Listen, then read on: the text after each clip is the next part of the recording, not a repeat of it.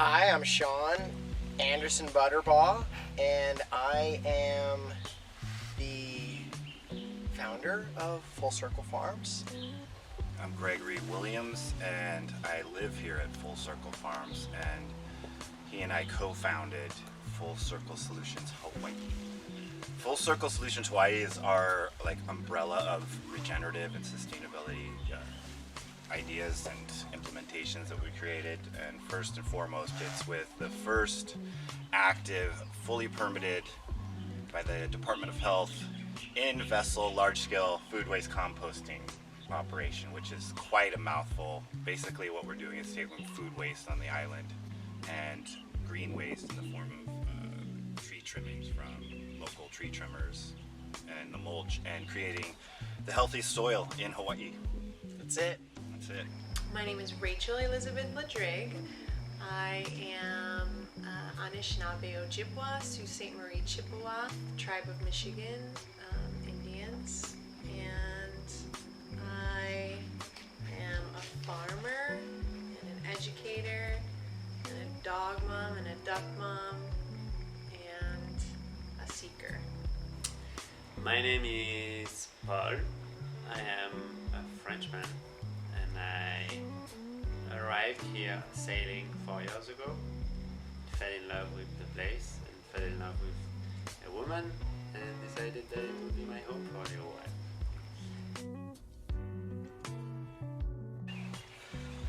I fell in love with gardening when I was in college. I went to UC Santa Barbara, and I was a global studies major, which doesn't have anything to do directly with agriculture, but the classes I was taking were pointing me in the direction of looking at agriculture as sort of a root cause for some of the other larger issues facing the planet.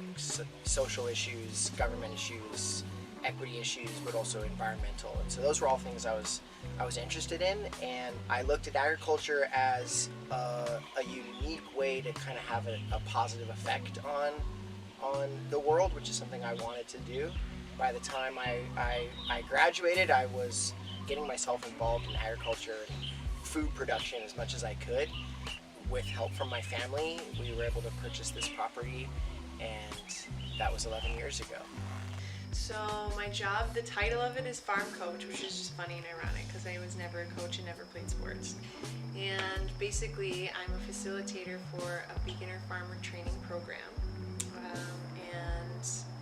We teach people sort of like the physical and like actual parts of farming, but then we have the community come in, whether that be extension agents or professors or sort of any other expert in their field, do classes with them that are more academic based.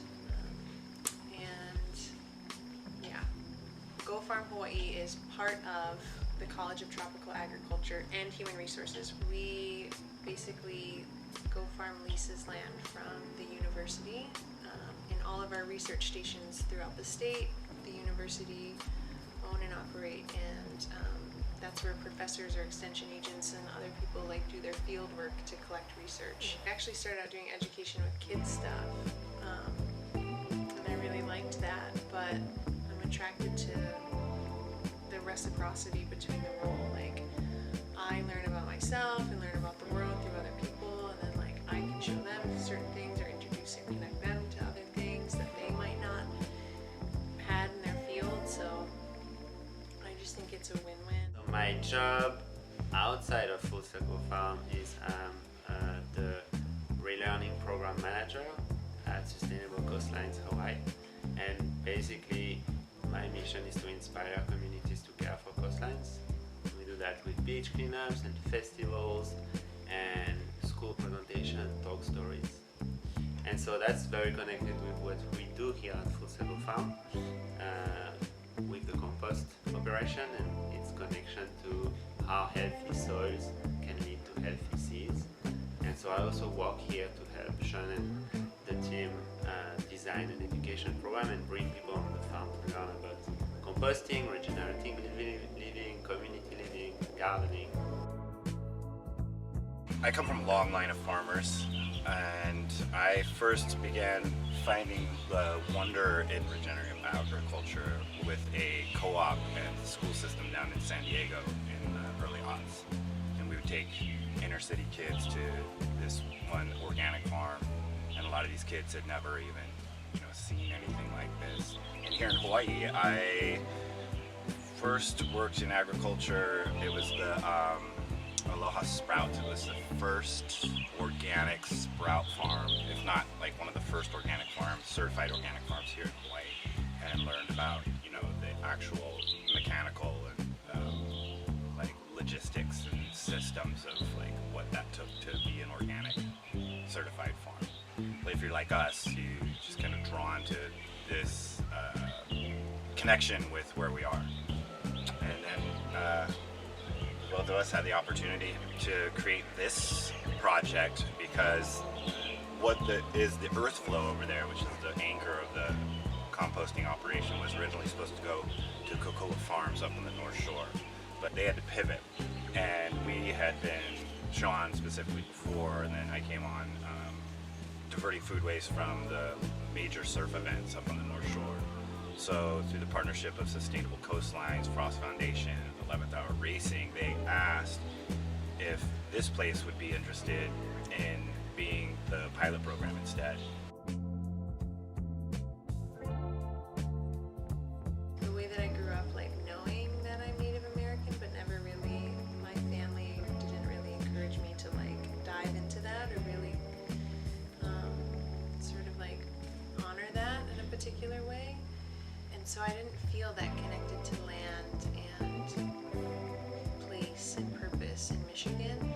And actually when I came to Hawaii and like started diving into agriculture and specific to this place and its history and understanding a bit more about like colonialism firsthand, and was also put in a position to be the outsider, and I think that was also really helpful because I'm white appearing and I don't really like lead with being Native American or anything like that.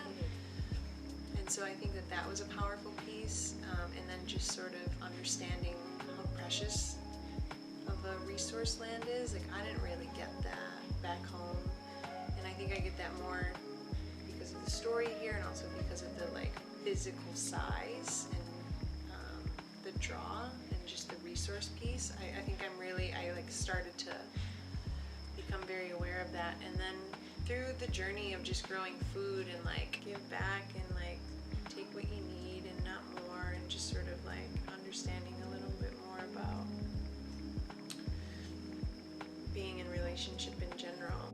I don't really feel like I built a relationship. I feel like the relationship is for everybody, and it's whether or not you want to explore it and look at it and discover it within yourself. And I didn't really do that for the first part of my life. I was in France, living in the suburb, not really attached to where I was living, and it's only when I arrived here after 5 months at sea that I saw this piece of land pop up from the horizon, this island, and I felt really cold, and I have never felt so close to a land, and in the way this particular piece of land speak to people. I feel like she has a very loud voice, and it's like whether you want to hear it or not, she's gonna be here. And I've always tried to like listen and go towards the voice. And this specific place, this farm, that you arrive and you just have this mountain, and it's like you cannot deny it. It's just speaking to you, inviting you. And that's what, for me, is the most precious thing around here. Is no matter what happens during my day, like I turn my head back and I have this huge chain of mountains just saying like, here you are. When I got the opportunity to start this farm, I knew only a little bit about gardening and farming, and it was just from the couple of years that I'd experimented with gardening.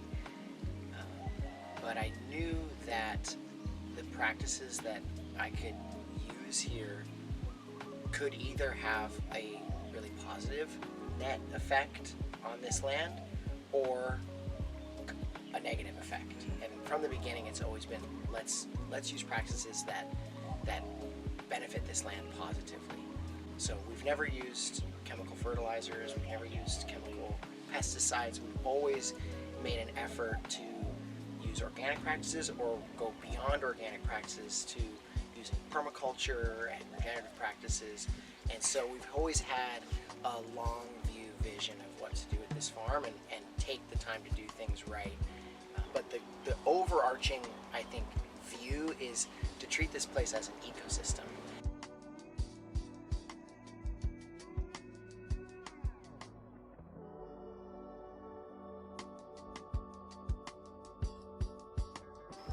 The way that Hawaii is set up right now and the way that it's sort of economically viable is often through is like a lot through tourism. So I do think, I used to work with a woman when I first got here, Lala Nus Shadalala. She founded a company called Conscious Concepts, and we did alternative travel. Having those kinds of experiences where you invite people to engage with rather than like take from if they're coming here is part of the shift in education necessary. But I do think it's wise to capture some of that for the people who are able to come here and provide more experiences for them to engage in a meaningful, like, intentional way.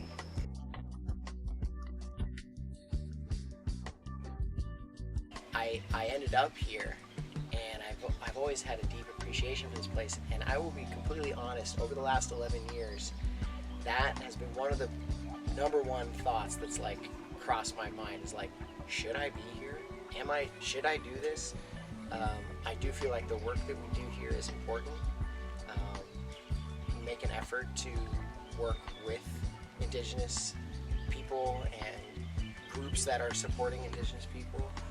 I believe that the work we're doing here is leaving a good mark on this place, and I'm open to the conversation.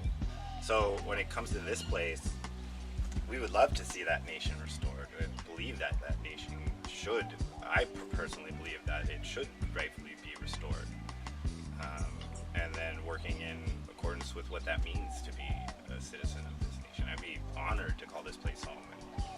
And we want to make sure that we ask that we would be get the honor of having at least, Kanaka representation on our board and working with different projects, firstly here in Waimanalo with our neighbors, who have, this has been their traditional land for hundreds and hundreds and hundreds of years, and using that beautiful soil to support that. I think those are good steps to being a good neighbor and being here.